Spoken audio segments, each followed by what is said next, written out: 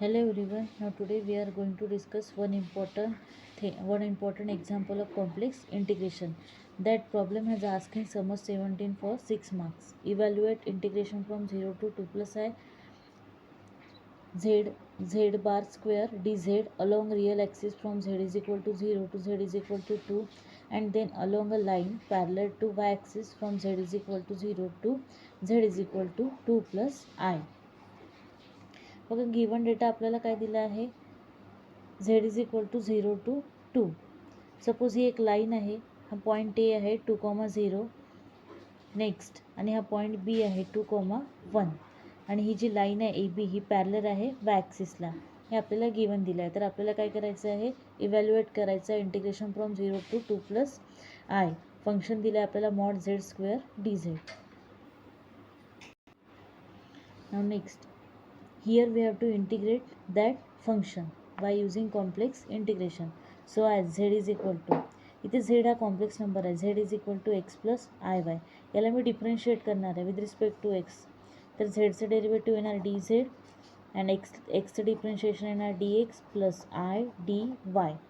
Next along O A, मी complex integration find out करायचं आहे मला अलॉंग ओ ए. तर बघा इथे एक्स कोऑर्डिनेट आहे 0, वाय कोऑर्डिनेट आहे 0 ओचा. नेक्स्ट एचा एक्स कोऑर्डिनेट आहे 2 आणि वाय कोऑर्डिनेट आहे 0. तर बघा जो पण कोऑर्डिनेट व्हॅरी होत असतो ती इंटिग्रेशनची लिमिट बनत असते. तर इथे कोणता व्हेरिएबल व्हॅरी होत आहे, इथे एक्सचा व्हेरिएबल व्हॅरी होत आहे 0 टू 2, आणि वाय व्हेरिएबल काय कॉन्स्टंट आहे 0 टू 0. तर अलॉंग ओ ए मी कॉम्प्लेक्स इंटिग्रेशन फाइंड आउट करत आहे. आणि इथे बघा वाय व्हेरिएबल कॉन्स्टंट आहे आणि एक्स व्हेरिएबल व्हॅरी होत आहे 0 टू 2. तर जो पण व्हेरिएबल व्हॅरी होत असतो ती कॉम्प्लेक्स इंटिग्रेशनची लिमिट बनत असते, आणि जो व्हेरिएबल कॉन्स्टंट आहे तो येणार as it is. So y is equal to 0. जर वाय इज इक्वल टू 0 आहे तर वायचं डेरिव्हेटिव्ह येणार डी वाय, आणि डी वायचं इंटिग्रेशन येणार 0. आणि एक्स आपली जो व्हेरिएबल कोणता इथे व्हॅरी होत आहे, एक्स व्हेरिएबल व्हॅरी होत आहे 0 टू 2, तर ही बनणार आपली इंटिग्रेशनची limit. Means x is equal to 0 to 2. Next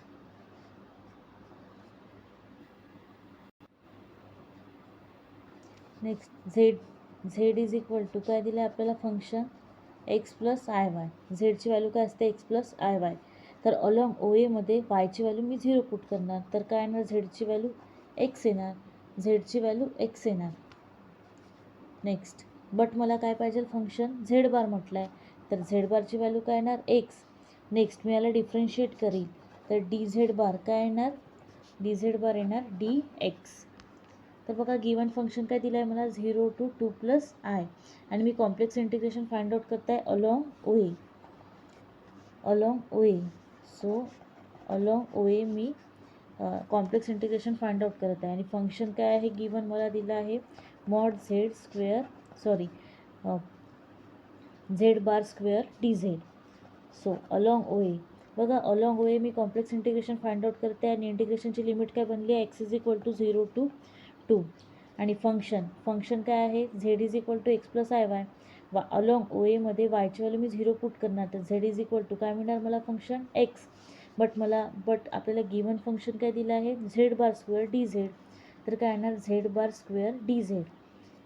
so z bar square d z. बघा झेड बारची व्हॅल्यू काय आहे एक्स, तर काय येणार एक्सचा whole square d z. D झेडचं इंटिग्रेशन काय येणार डी एक्स.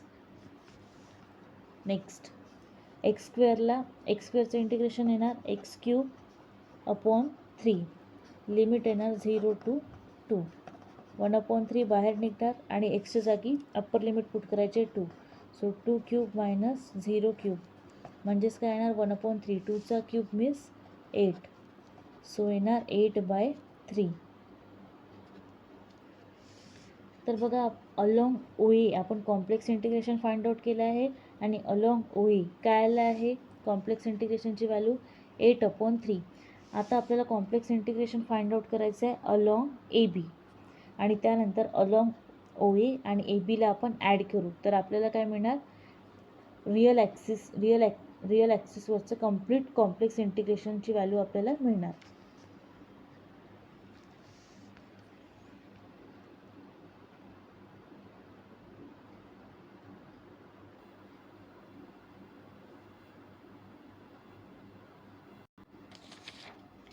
नेक्स्ट बघा, मला इंटिग्रेशन फाइंड आउट करायचं, कॉम्प्लेक्स इंटिग्रेशन फाइंड आउट करायचं आहे अलॉंग ए बी. ए बीमध्ये बघा, एचा कोऑर्डिनेट, एचा एक्स कोऑर्डिनेट आहे 2 आणि वाय कोऑर्डिनेट आहे 0. बीचा एक्स कोऑर्डिनेट आहे 2 आणि वाय कोऑर्डिनेट आहे 1. तर बघा, ए आणि बीमध्ये कोणते कोऑर्डिनेट व्हॅरी होत आहे? ए आणि बीमध्ये बघा, एचा एक्स कोऑर्डिनेट आहे 2, बीचा एक्स कोऑर्डिनेट आहे 2, त्यामुळे तो कॉन्स्टंट राहणार. आणि व्हॅरी काय होत आहे? एचा वाय कोऑर्डिनेट आहे 0 आणि बीचा वाय कोऑर्डिनेट आहे 1. म्हणजेच इथे व्हॅरी होणारा कोणता व्हेरिएबल आहे? इथे वाय व्हेरिएबल व्हॅरी होते आणि एक्स व्हेरिएबल कॉन्स्टंट आहे. म्हणजेच काय येणार? एक्स इज इक्वल टू 2 येणार. तर एक्स इज इक्वल टू 2 येणार अलॉंग ए बी. तर डी एक्सचं इंटिग्रेशन काय येणार? सॉरी, डी एक्सचं डेरिव्हेटिव्ह येणार 0. आणि बघा, व्हॅरी कोणता व्हेरिएबल होत आहे? व्हॅरी होत आहे वाय व्हेरिएबल 0 to 1. तर ही बनणार इंटिग्रेशनची limit. So y is equal to 0 to 1. Function बघा, झेडची व्हॅल्यू आहे एक्स प्लस आय वाय. झेडची value x plus i y आहे, बट आपल्याला फंक्शनमध्ये काय घ्यायचं आहे? आपल्याला फंक्शनमध्ये घ्यायचं आहे झेड बारचा होल स्क्वेअर. बघा, झेडची व्हॅल्यू एक्स प्लस वाय आहे, तर झेड बारची व्हॅल्यू काय येणार? X minus i Y. Z bar म्हणजेच काय? तर कॉम्प्लेक्स नंबर चेंज होणार, म्हणजेच एक्स मायनस आय वाय. तर बघा, झेड बारची व्हॅल्यू काय येणार? X minus i y. आणि एक्सची व्हॅल्यू काय पुट करायची आपल्याला? 2 पुट करायची आहे अलॉंग ए बीमध्ये. तर काय येणार? 2 मायनस आय वाय. म्हणजेच झेड बारची व्हॅल्यू काय पुट करायची आपल्याला? 2 मायनस आय वाय. कशासाठी? Along A B complex integration find out करण्यासाठी फंक्शन, म्हणजे झेड बारची व्हॅल्यू येणार 2 मायनस आय वाय आणि y is equal to 0 to 1 ही बनणार आहे इंटिग्रेशनची limit. So along A B function आपल्याला दिलं आहे z bar whole square d z is equal to, इंटिग्रेशनची लिमिट काय बनणार? इंटिग्रेशनची लिमिट बनणार 0 to 1. बघा, z bar is equal to 2 minus i y. तर यावरनं झेडचं डेरिव्हेटिव्ह येणार डी झेड, 2चं डेरिव्हेटिव्ह येणार 0 अँड मायनस आय आणि वायचं डेरिव्हेटिव्ह येणार d y. So z bar whole square. Z बारची व्हॅल्यू काय फाइंड आउट केली आपण अलॉंग ए बीसाठी? झेड बारची व्हॅल्यू आहे 2 मायनस आय वायचं काय येणार? होल स्क्वेअर अँड डी झेडचं डेरिव्हेटिव्ह काय आलं आहे? Minus i d y. Next, तर झेडचं डेरिव्हेटिव्ह येणार d z and i into वायचं डेरिव्हेटिव्ह येणार plus i d y. Next, integration from 0 to 1 2 minus i y whole square. याला आपण एक्सपांड करूया. तर काय येणार? According to a minus b whole square formula. तर काय येणार? 2 square means 4 minus twice a b means 2 into 2 4 into i Y and plus b square means i square y square into i d y. Next, integration from 0 to 1.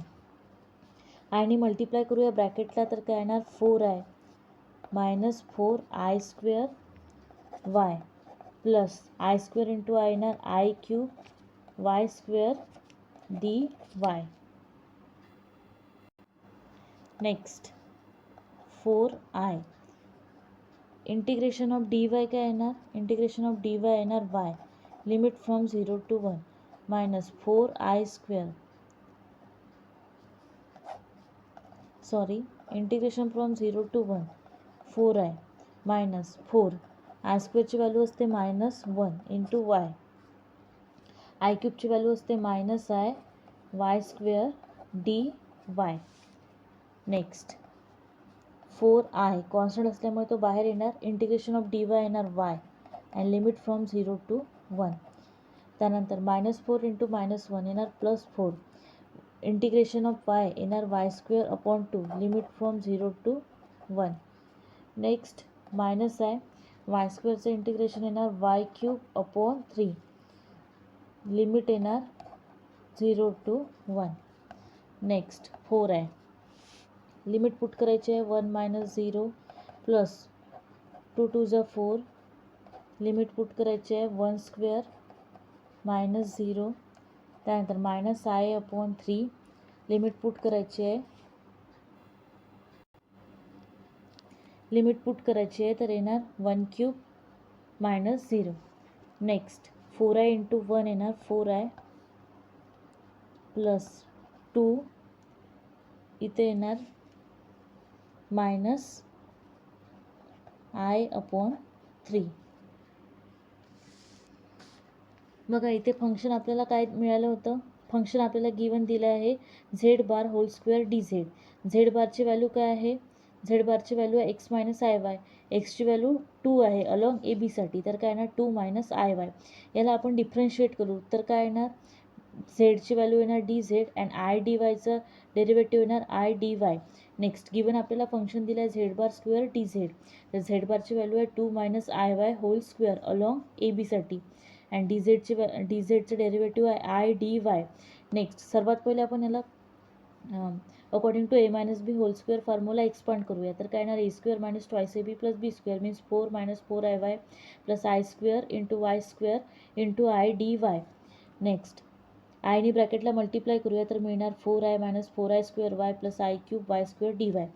त्यानंतर याला simplify करूया, तर काय येणार integration from 0 to 1 4i, i²ची value असते -1 and i³ ची value असते -i, तर काय येणार 4i and integration of dy येणार y, limit from 0 to 1 4, minus × minus येणार +4, इंटिग्रेशन येणार yचं इंटिग्रेशन येणार y²/2, limit from 0 to 1 -i, y²चं इंटिग्रेशन येणार y³/3, limit from 0 to 1. Limit put केली तर काय येणार 4i × 1 means 4i and 2 × 1 means 2 and -i divide by 3 × 1 means -i divide by 3. Next 4i + 2 - i divide by 3. सर्वात पहिले आपण इमॅजिनरी नंबरला इक्वेट करूया, म्हणजेच काय येणार 4i - i divide by 3 + 2. Cross multiply करूया, तर काय येणार 4i × 3 12i - i divided by 3 + 2 and 11i - i काय येणार, 12i - i येणार, 12i - i येणार 11i डिवायडेड बाय 3 + 2. यामध्ये बघा जर मी 1/3 कॉमन काढला तर ब्रॅकेटमध्ये काय येणार 11i + 6, म्हणजेच काय 11i डिवायडेड बाय 3 + 3ने 6 डिवाइड होणार मीन्स +2. नेक्स्ट बघा आपल्याला कॉम्प्लेक्स इंटिग्रेशन फाइंड आउट करायचं आहे along OAB mod z² dz. तर आपण OA फाइंड आउट केला आहे, integration of OA mod of z² dz, आणि आपण कॉम्प्लेक्स इंटिग्रेशन फाइंड आउट केलं आहे अलॉंग AB z² dz. त्याला आपण कंबाईन करूया, म्हणजेच आपल्याला काय मिळणार, आपल्याला कम्प्लीट कॉम्प्लेक्स इंटिग्रेशन मिळणार अलॉंग 0AB पाथ. तर बघा complex integration from 0 to a z² dz, याची व्हॅल्यू काय 8/3. त्यानंतर complex integration along AB z² dz, याची व्हॅल्यू काय आली आहे 1/3 × 11i + 6. बघा यामध्ये काय कॉमन आहे, 1/3 कॉमन आहे, ब्रॅकेटमध्ये काय आहे अनकॉमन 8 + 11i + 6. बघा 1/3 जर कॉमन काढला तर ब्रॅकेटमध्ये काय येणार आहे, 1/3 कॉमन काढला तर ब्रॅकेटमध्ये येणार 8 + 11i + 6, म्हणजेच 1/3 इंटू ब्रॅकेट 8 + 6, 8 + 6 होणार 14 + 11i.